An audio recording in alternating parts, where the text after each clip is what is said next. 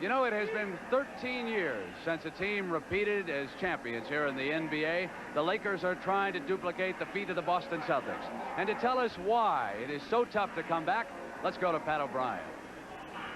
Thank you, Brent. You know, you're right. We don't hear the word dynasty too much anymore for a variety of reasons. It's been somehow very difficult, even for the best teams, even for the guys with the world championship rings and attitudes, to put it all together again. Now, we're not saying it hasn't been done, because it has. But unlike baseball, football, and hockey, repeating championships has been almost foreign to this sport of professional basketball. Gretzky shoots it from center ice. 1 second, it's all over. The New York Islanders have won their 4th Stanley Cup championship in a row. This week, the New York Islanders made it 4 in a row, almost making it look easy to be repeat champions. The 3rd team in the history of the NHL to win 4 straight Stanley Cups. Football has had 3 teams to win back-to-back Super Bowls. The Miami Dolphins, led by Bob Greasy, went undefeated in 1973 and won the title again the next year. I remember Shula coining the phrase back-to-back.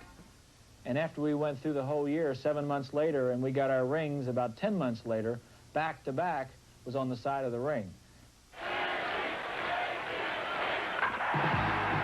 And with the help of Reggie Jackson's bat, baseball has seen 3 repeaters. 2 of those teams, Reggie's Oakland A's and the New York Yankees. There's only one thing that fulfills a professional athlete if he's a winner, and that's winning it all. And when you take that approach, that nothing else can get in the way at that particular time, that is the fella that has the ability to repeat. Which brings us to basketball. The NBA hasn't had a repeater in more than a dozen years. Not the Knicks with Willis Reed and Walt Frazier. Not the Bucks with Oscar Robertson and Kareem Abdul-Jabbar.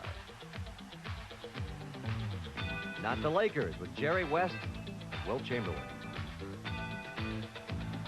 Indeed, the last NBA club to win consecutive world championships was the Boston Celtics in the late 60s. Under Bill Russell, it was an unusually close-knit group which totally dominated the game, winning 11 of 13 titles, 8 in a row. The Celtics never made trades. You got to think about that.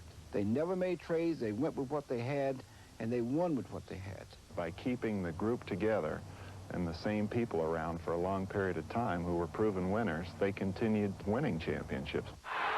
Times have changed since those glory days of the Celtics. Now it seems one person can dominate. Free agents like Moses Malone can transform pretenders into contenders within a season, making the difference between coming up short or taking home the title. With the free agency that we have now, teams are able to acquire that one player that can really put them over the hill. I think Philadelphia is a good example. They were very close. They picked up Moses Malone, and now they're the best team in basketball. Well, if they are the best, they're up against a team that, like those glory Celtics, are also champions and also closely knit, who also feel they have a date with destiny. I think the Lakers want to make history, and we realize that right now is a rendezvous with history. And if we can hold together and come with our best basketball, we'll have to be considered as one of the greatest basketball teams of all time. Of course, this year, the Philadelphia 76ers feel they have the greatest team in basketball. In fact, Julius Erving told me the other day, he thinks, as Reggie Jackson put it, they have the ability to put it together this year, next year, and maybe even the next year. Now, it's a prediction, of course, any gifted athlete would make going into the playoffs or a World Championship Series. But rather than sit here and try to figure it out anymore, we'll leave it up to the Lakers and the 76ers to solve the dilemma of back-to-back championships. Now, it's not actually back-to-back. Let's go up to Brent and Kevin, who are side by side. Thank you, Pat. Kevin, any thoughts on why it's so tough to repeat in the NBA? Well, Brett, because of the free agency, it's tough to keep the team together for a long time. Players move around, and now the great players move around. The old days, they never move around much. All right, the Lakers are trying to do just that with the same cast that they had a year ago. But remember, Kareem Abdul-Jabbar becomes a free agent at the end of this season. And we'll be back after these messages from your local station.